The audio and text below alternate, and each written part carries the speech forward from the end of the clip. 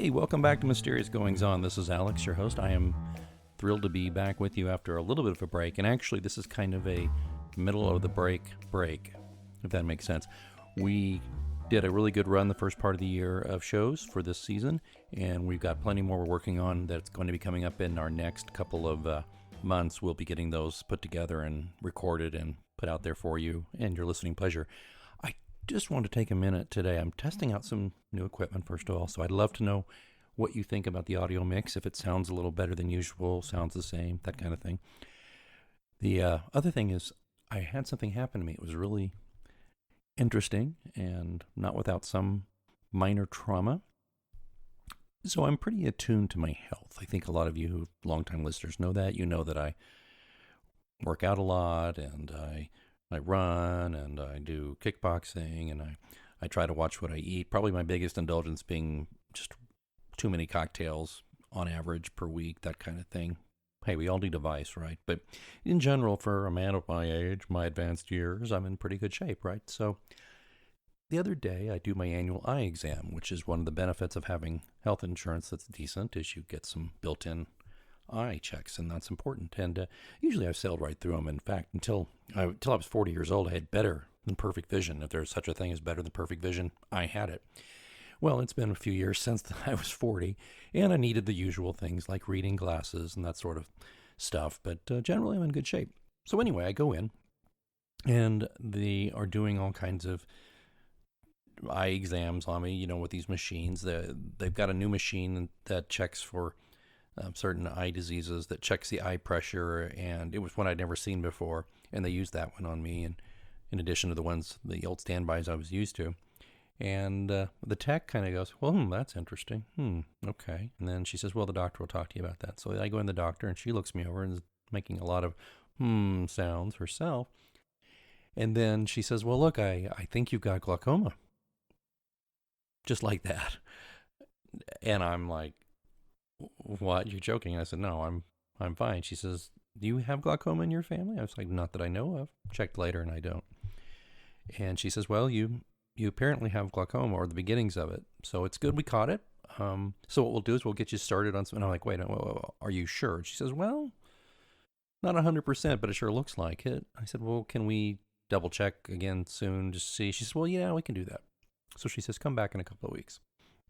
Well, I'm fairly neurotic anyway, and fairly hyper aware of my body's various aches and pains and things, and probably to my own detriment. Actually, I'm having to learn to ignore things so I don't get all freaked out about stuff. Right? Well, this freaked me out. I mean, just like anybody else who is a sighted person since birth, the idea of losing your sight is a terror. It's a terrifying thing. And I didn't know much about glaucoma other than if you don't treat it properly, you'll go blind. And I just immediately spiraled, and I'm just like, oh my God, I'm going to go blind? What the hell? I mean, and even though the rational part of my brain understood that, no, you're not going blind tomorrow if you have glaucoma. Lots of people have it. There's, as the doctor said, there's medications that will mitigate it and prevent you from losing sight.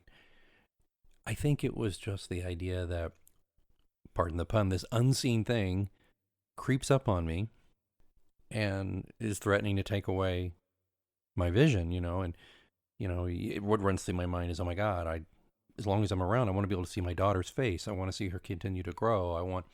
If I ever am blessed with grandchildren, I want to see them. I want to look at nature. But most of all, I want to be independent.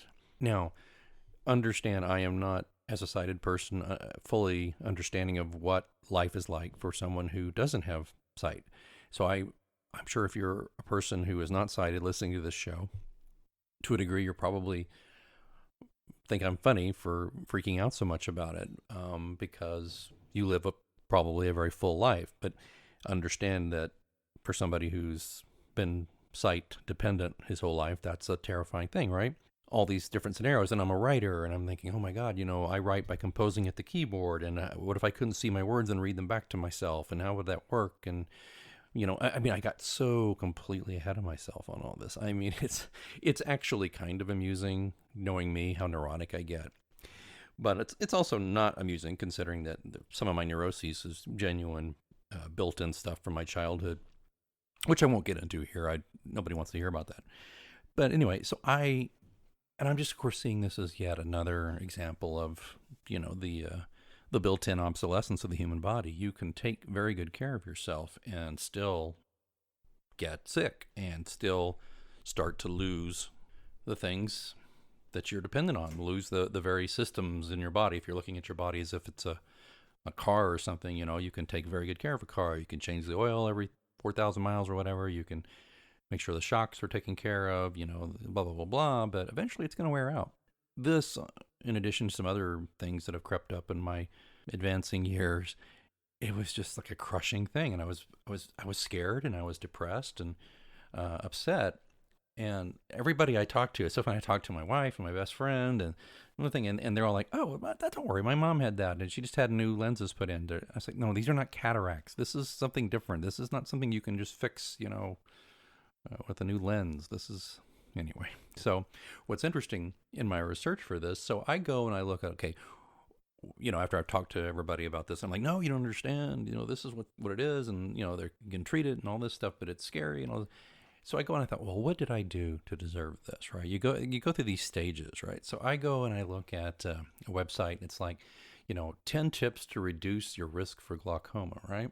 Exercise regularly is number one, which I do. I have for years. I mean, for no less than 10 years, I've exercised regularly. And I'm talking not once or twice a week. I'm pretty heavy duty exerciser. The past 4 or 5 years, I've exercised 4 or 5 times, 6 times a week. Okay, well, I did that, so good. Eat a rich diet, or diet rich in fruits and vegetables, especially green leafy ones. You're listening to a guy who pretty much every day for breakfast eats some form of spinach in his eggs or plenty of vegetables. Could do to eat more, and I shall, but I think compared to most people, I eat just fine. 3 was drink coffee in moderation, or better yet, drink tea instead of coffee. There was a study that showed that people who consume at least 1 cup of hot tea daily had 74% decreased odds of having glaucoma compared with those who did not consume hot tea. And they're saying a little coffee is fine. Well, I drink 2 cups a day, so I think I'm all right there. And I drink tea occasionally. Consider taking a magnesium supplement. I've been taking powdered magnesium for some time, not my whole life, but I recently have been taking that, so I understood that. I thought, okay. Brush, floss, and visit the dentist regularly because the studies show that tooth loss may be linked to increased glaucoma risk because periodontal disease may trigger an inflammatory response that can contribute to glaucoma. Okay, don't smoke. I haven't smoked in a very long time. And when I did smoke, it wasn't that much. And it's been a long, long time ago. Don't smoke, kids. Bad idea. Maintain a healthy body weight. I'm pretty good there. Avoid inverted postures in yoga. I don't do a lot of yoga, so there you go. Avoid neckties. I have not worn neckties on a regular basis in over 10 years, so I don't think that's it. And then get screened regularly for glaucoma, especially if you have a family history of the condition. Okay, so I'm basically good here, right?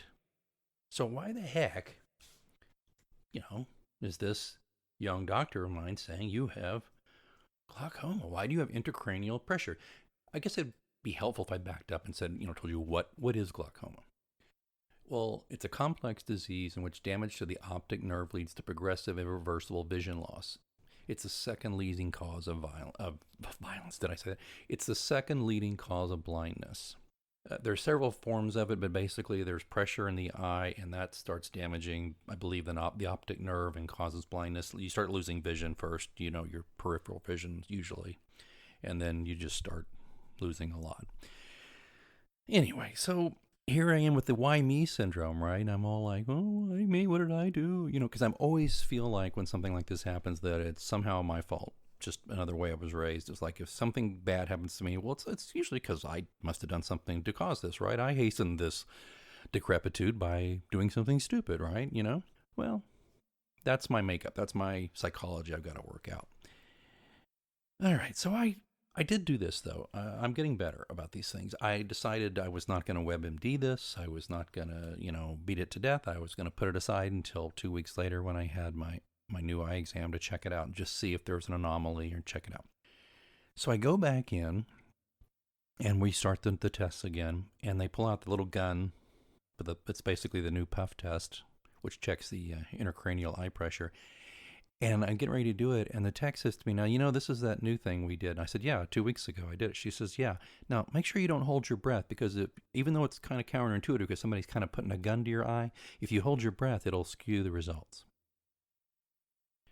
Okay. So I am breathing super normally, is super, extra normal. So I'm breathing normally. Here I am. The microphone is in front of me now, and I'm pretending like it's the gun or whatever. I call it a gun. It's probably not called a gun. She does the test and she goes, oh, that's much better than last time. And I said, yeah, okay, good. So they do a few more tests, and then I go back into the exam room with the doctor again, and she's all cheery and nice. And she's like, so do you have any glaucoma in your family? I said, no, I checked. There's nobody that we know of. Okay. She's like, okay, well, sit down. And, she sits down, actually, and she starts like, okay, look at this, and then all these machines, and better like this, and better like this, and all these different things, and looking at me with this weird lenses of hers and making me stare at weird lights and stuff. Anyway, she's doing a lot of, okay, yeah, she's doing a lot of that, and I'm like, okay. Then she says, well, I don't think you have glaucoma. Now, your eye pressure was higher, but I don't think you have glaucoma at this point. You're what I would call somebody we should watch. And I'm like, well, what do you mean? She says, oh, just come back every year. I said, which is what I do already. She said, yeah. And I said, well, you just need to understand you scared the crap out of me, and I'm coming back in 6 months. And she said, okay, you're welcome to do that. You're insured. Come back. I said, no, I think you got me worried. She goes, listen, there's no damage we can see.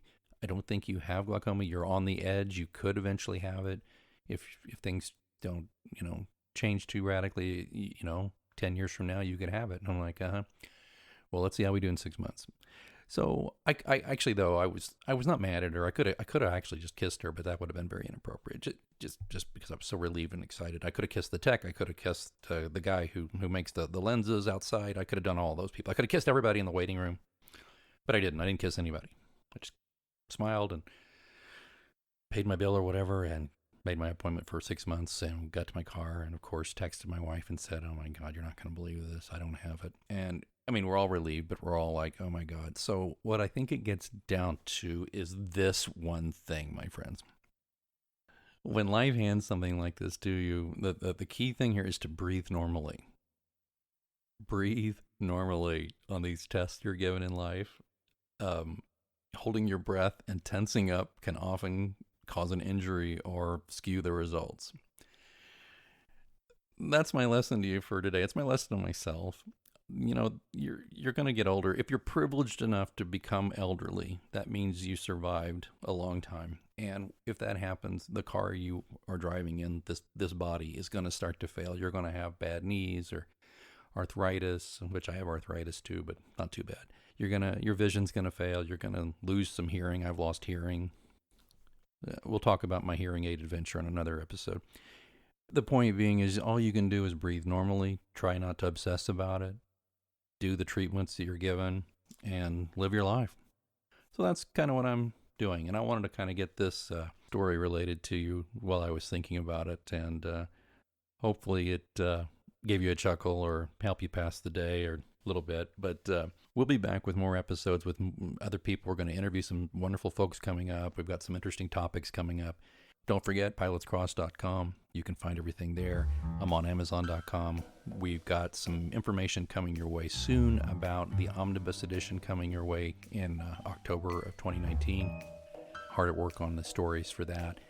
Don't forget, John Pilot Mysteries is updated just about every day on Facebook. Just go look there.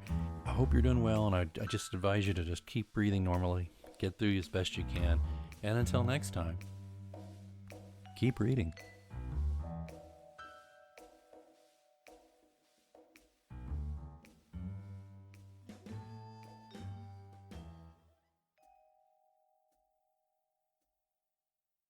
A little flexibility can go a long way.